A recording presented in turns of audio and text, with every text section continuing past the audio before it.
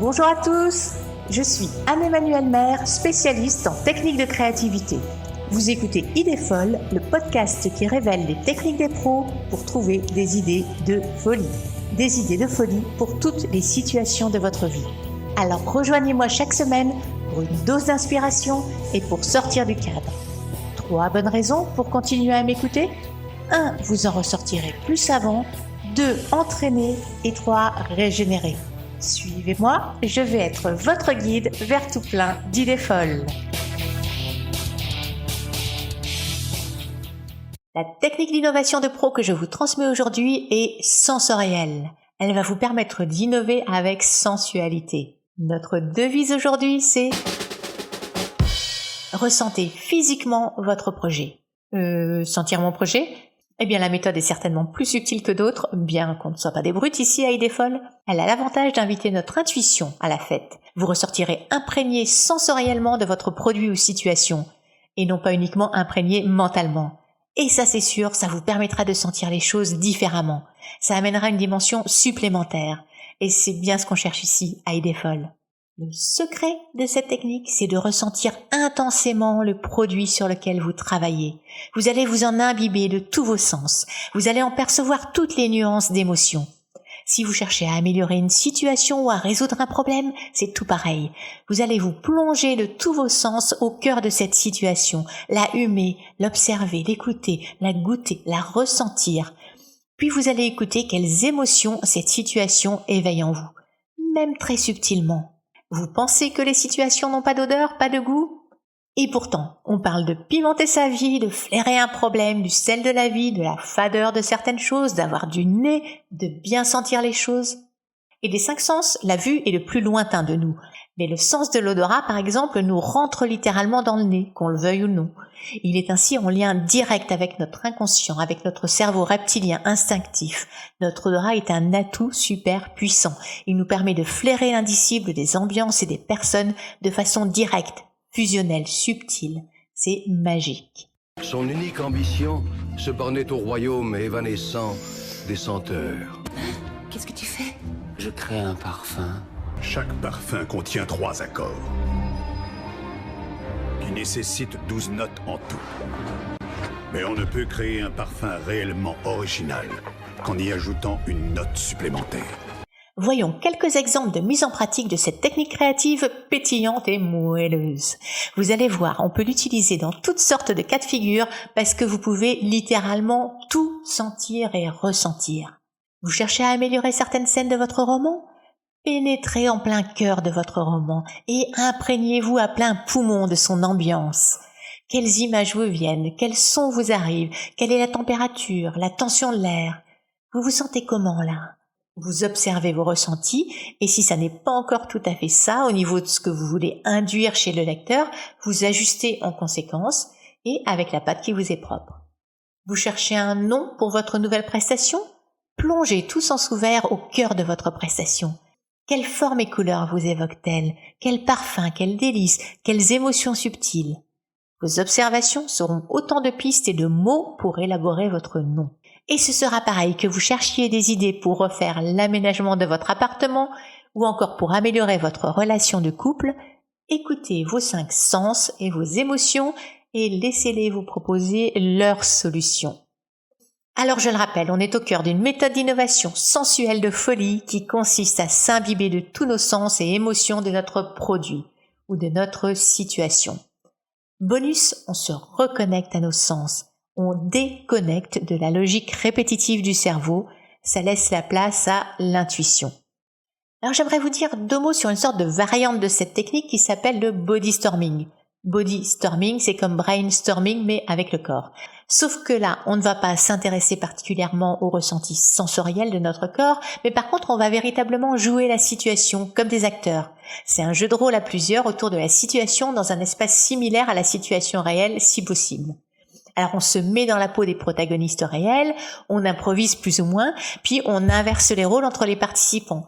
Et au passage, on note toutes les observations.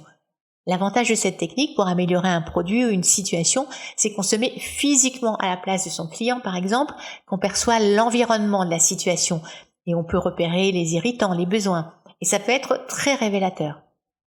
Mais revenons à nos 5 sens. Utiliser nos 5 sens et nos émotions pour trouver de nouvelles solutions, c'est aussi mettre à contribution les 5 sens et l'affect au bénéfice des clients, en concevant des produits et des prestations qui stimulent les sens des clients. Plus que consommer un produit, ce que les gens attendent, c'est avant tout plus de bien-être. Alors offrez à vos clients de véritables expériences multisensorielles. Développez les perceptions visuelles, tactiles ou olfactives de vos produits et de vos prestations. Et soignez leur dimension affective, bien sûr. Vous travaillez dans l'alimentaire, par exemple, exploitez à fond le multisensoriel. Intéressez-vous aux couleurs et aux sons de vos aliments. Oui, il paraît que la couleur a un impact très important sur la perception du goût. Par exemple, en utilisant la couleur blanche pour un produit, vous pouvez augmenter de 10% la sensation de douceur. Et le son peut vous servir à améliorer la sensation de croustillant et de fraîcheur des chips et biscuits de 15%.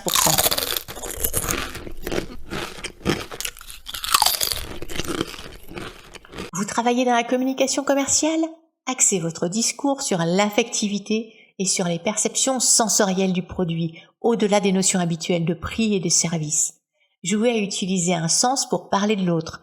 Faites visualiser par le son ou faites goûter par l'image. Aussi, communiquez selon les préférences sensorielles de chacun. Vous voyez, visiblement, sans chercher à illustrer, certains d'entre nous sont plutôt visuels. D'autres sont plus sensibles au toucher. C'est les kinesthésiques. Et on dit et on raconte que d'autres sont plus auditifs. Adaptez-vous. Vous avez une boutique, soignez l'ambiance musicale, les couleurs, l'odeur des croissants chauds, la sensation de bien-être de vos clients.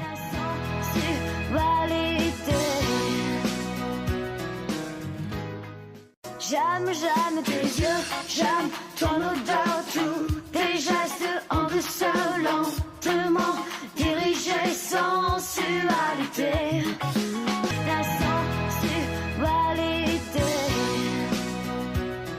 Perso, je suis vraiment séduite par l'approche multisensorielle. Je trouve qu'elle démultiplie nos plaisirs et nos horizons.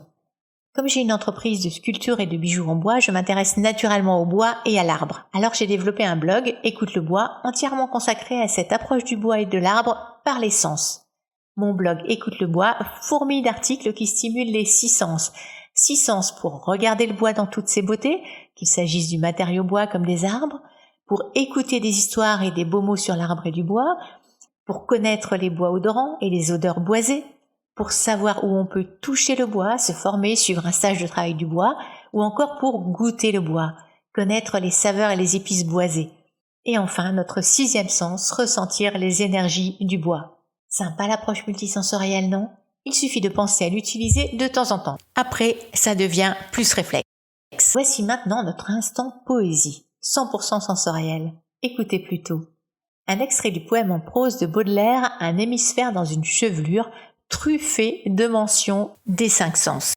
Laisse-moi respirer longtemps, longtemps l'odeur de tes cheveux, y plonger tout mon visage comme un homme altéré dans l'eau d'une source, et les agiter avec ma main comme un mouchoir odorant pour secouer des souvenirs dans l'air. Si tu pouvais savoir tout ce que je vois, tout ce que je sens, tout ce que j'entends dans tes cheveux, mon âme voyage sur le parfum comme l'âme des autres hommes sur la musique. Et maintenant, un extrait du poème Destination Arbre de André Chédid, très multisensoriel aussi. Un arbre, au tronc rêche, aux branches taries, aux feuilles longuement éteintes, s'unir à cette soif, rejoindre cette retraite, écouter ses appels.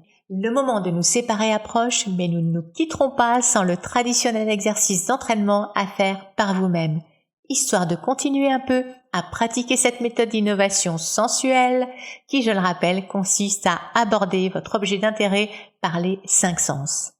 Voici donc votre exercice d'entraînement.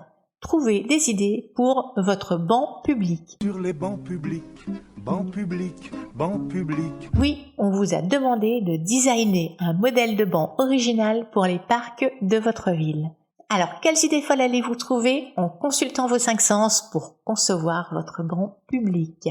Petit truc, je vous rappelle que vous pouvez partir des perceptions sensorielles que vous éprouvez sur un banc public ordinaire pour vous mettre sur de nouvelles pistes. Je suis sûre que vous allez déborder de sensations inspirantes. Belles idées folles et belle semaine! Merci d'avoir écouté cet épisode du podcast Idées folles. Vous pourrez me retrouver sur mon site internet idées-folles.com ainsi que sur Facebook, Instagram ou Twitter et sur mon livre Décuplez vos idées de folie aux éditions Diathéno. Et pour être informé des prochains épisodes, pensez à vous abonner à ce podcast.